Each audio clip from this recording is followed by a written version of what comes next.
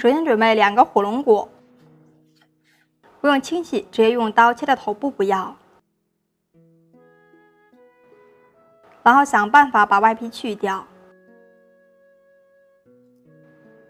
把火龙果的果肉全部给它取下来，先放在碗里面。接下来处理火龙果的外皮，切到根部以后切成小块，切好以后收到碗里，倒入1大碗生水。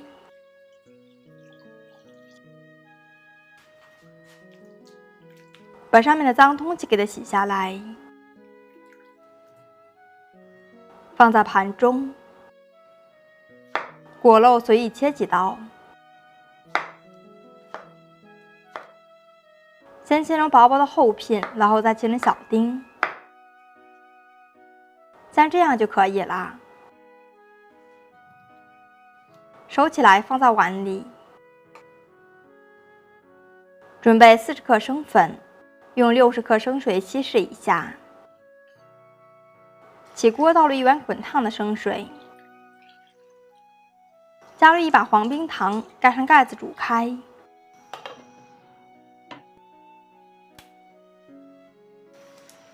水开以后，把火龙果皮倒进来，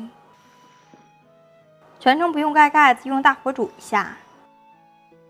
慢慢的，你就会发现锅里面的水开始变色了。像这样就是可以了。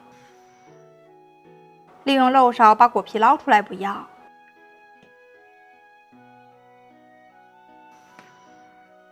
锅里面的残渣也用漏勺来打捞一下。提前把火龙果肉放在模具里面，往锅里面倒入50克生粉，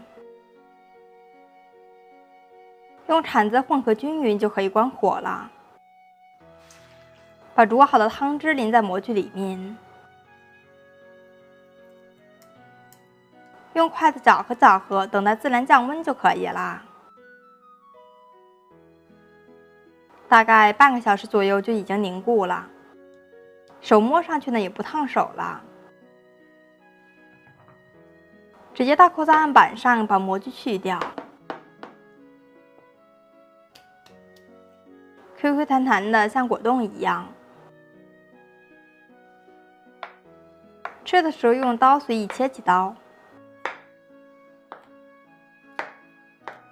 再切条切成小块就可以啦。摆在盘子里面，一碗冰冰凉凉的火龙果果冻就做好了。吃的时候提前放在冰箱里面冷藏一会儿，口感也会更加好。这样做出来的果冻呢，原汁原味，果皮和果肉都没有浪费掉，非常的好吃。这种做法呢，非常适合炎热的天气。如果你也喜欢，那就点赞、关注、收藏起来试试吧。无论是站着吃还是坐着吃都好吃。点我的头像可以看到更多家常美食视频。我是新月，我们下期再见，拜拜。